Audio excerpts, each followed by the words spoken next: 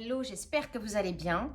La divination, ça peut vous sembler compliqué et c'est vrai que ça demande de la rigueur, de la méthode, beaucoup d'apprentissage et de pratique, mais il y a aussi des techniques de divination beaucoup plus simples et beaucoup plus accessibles que vous pouvez retrouver dans votre quotidien et qui vont vous aider à répondre à des questions.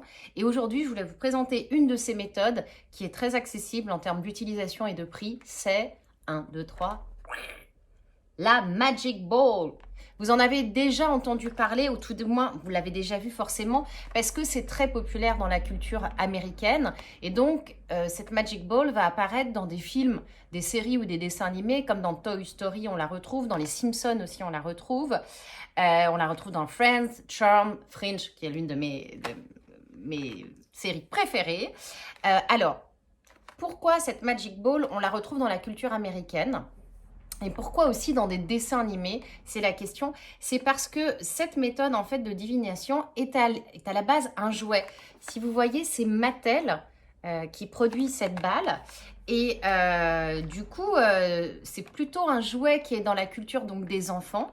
Et quand j'ai vu ça, je me suis dit, c'est quand même assez étonnant comment ça se fait qu'on puisse s'imaginer donner comme jouet à un enfant un outil un peu de divination. Et je me suis posé la question vraiment. Et là, je me suis rappelé qu'en France, on avait une autre technique un peu plus rudimentaire, mais qui est quand même un principe un peu similaire. Vous savez, ce qu'on fait des cocottes en papier, c'est des petits pliages carrés qu'on replie, et après, on demande un chiffre et on fait comme ça. Et on peut avoir une réponse. Alors, ça peut être une couleur, mais ça peut être est-ce que le garçon ou la fille que tu as vu à la récré est amoureux de toi, etc. Donc, il y a déjà une appétence chez l'enfant aussi pour la divination. Bon, on ne saura jamais si c'est parce que c'est les adultes qui lui donnent ça ou si spontanément il se tourne vers ça, mais peu importe, ça existe déjà.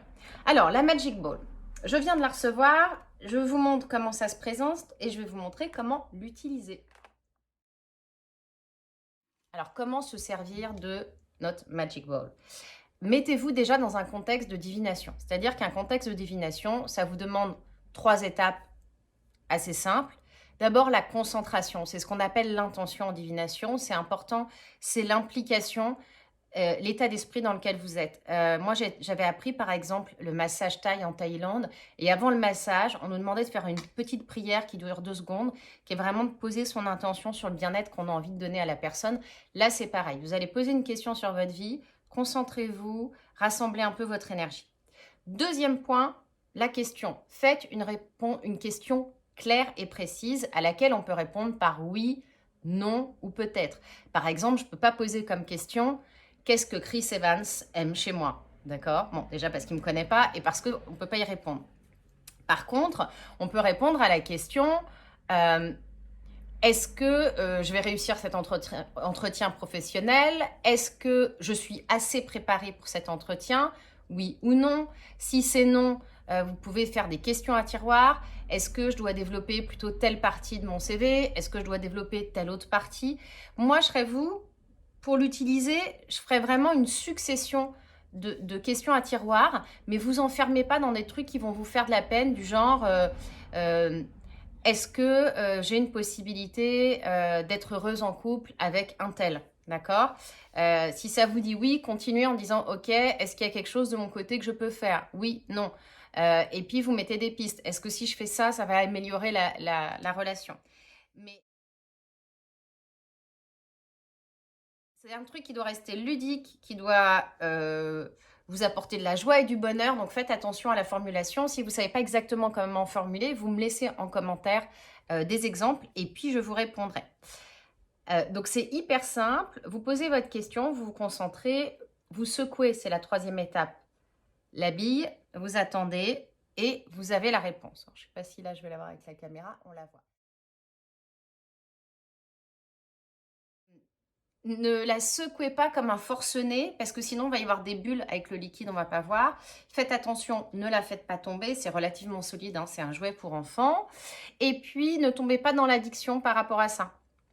Ok, essayez de le faire de manière vraiment chouette, à la cool. Et comme c'est un objet un peu de déco, vous pouvez la laisser sur votre bureau, l'oublier, la reprendre. Donc voilà, ça c'était la Magic Ball. Moi, ça m'a coûté, je crois, 20 €, mais ils m'en ont envoyé 2, donc je crois qu'on peut les acheter que par 2. J'offrirai l'autre, je pense. Et ce Ce que je voulais vous dire aussi, c'est que des outils de divination, il peut y en avoir des tonnes. La preuve, à travers les cultures, il y a eu les feuilles de thé, le marc de café, le plomb, les osselets, ça va dépendre. Et même des outils un peu insignifiants comme ça peuvent vous apporter des éléments de réponse si vous êtes suffisamment connecté et à l'écoute et un petit peu responsable dans la façon de faire. Et puis, vous pouvez aussi créer des oracles avec des objets du quotidien, mais ce sera l'objet d'une autre vidéo. J'espère que ça vous a plu et je vous souhaite une très bonne journée.